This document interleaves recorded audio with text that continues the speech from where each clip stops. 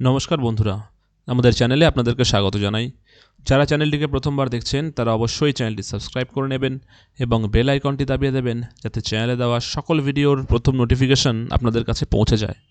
তো আমরা জানি গতকালকে এসএসসির অনেকগুলো মামলা হয়েছে, তার মধ্যে সবার প্রথমে যে মামলাটি শুনানি হয়েছে সেটি হলো এক্সপায়ার্ড প্যানেল কেস। এবার এক্সপায়ার্ড প্যানেল কেসটা কি ছোট্ট করে বলে নিলে, 2016 সালে এমন অনেকজনকে নিয়োগ করা হয়েছে প্যানেল এক্সপায়ার হওয়ার পর, যেটা কিন্তু সম্পূর্ণ আনকনস্টিটিউশনাল। কারণ প্যানেল এক্সপায়ার হয়ে যাওয়া মানে কাউকে নিয়োগ করা যায় না।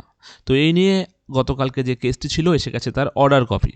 তো একটু দেখে নেওয়া যাক কি বলছে।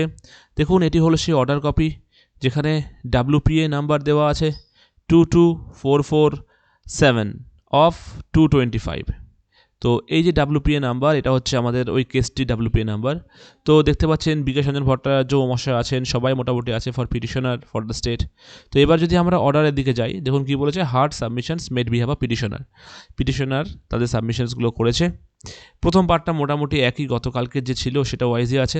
আসল জিনিসটা শুরু হচ্ছে এখান থেকে 8 নাম্বার থেকে। দেখুন, apart from the challenge to the vires of the 2025 recruitment rules, 2025-এর যে রিক্রুটমেন্ট রুলস, এটাকে তো এই রিট পিটিশন চ্যালেঞ্জ করছেই, প্লাস পিটিশনাররা এছাড়াও চ্যালেঞ্জ করেছে কাকে, the action of commission in not publishing the list of candidates who are appointed in 2016 recruitment process after expiry of panel. 2016 recruitment প্রসেসে এক্সপায়ার প্যানেলের পর কাদেরকে নিয়োগ করেছে সেই লিস্ট কিন্তু কমিশন এখনও পর্যন্ত পাবলিশ করেনি। তাই কি ডাইরেকশান দিয়েছে আমাদের court West Bengal school service কমিশনকে ডাইরেকশন দিয়েছে to produce the list of candidates who are appointed in 2016 recruitment process after expiry of panel. সম্পূর্ণ লিস্ট, কারা কারা জয়েন করেছিল প্যানেল এক্সপায়ার হওয়ার পর তার সম্পূর্ণ লিস্ট কিন্তু প্রডিউস করতে বলা হয়েছে। According to the petitioner কি বলছে, the date of expiry of the panel in respect of class 9 and class 10 is 12th March 2019 and the expiry date of the panel for 11-12 is 27th November 2018।